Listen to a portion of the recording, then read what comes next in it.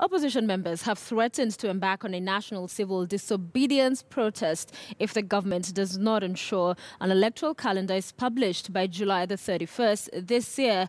There has been worsening violence in the resource-rich country since President Joseph Kabila overstayed his mandate and pushed back elections.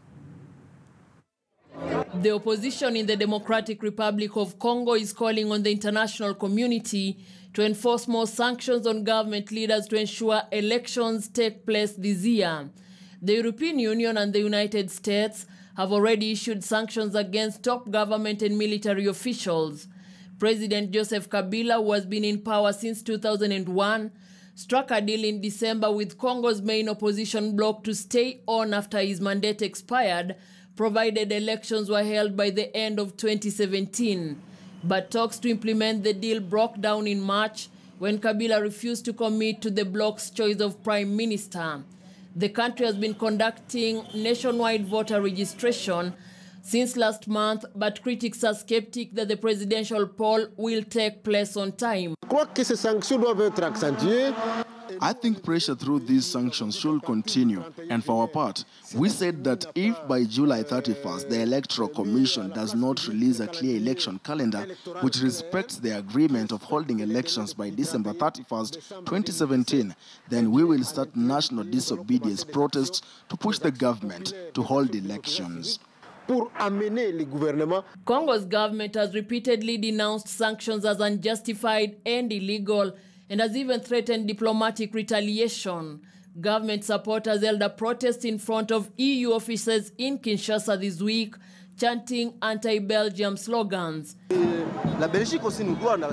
Belgium owes us a lot. They are in no place to give us lessons. Yes, we accept collaboration, but not domination. That's all I have to say to these Europeans. Addressing the media, Congo's Information Minister Lambert Mende, who was blacklisted by the EU, criticized the international community for meddling in Congo's affairs.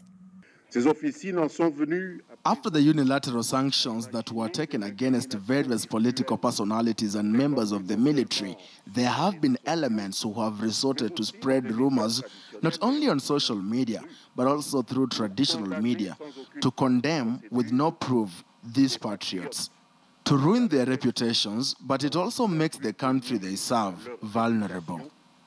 Former UN Secretary General Kofi Annan and 9 former African presidents last week warned that the future of DRC is in grave danger due to the failure to organize an election to replace President Kabila.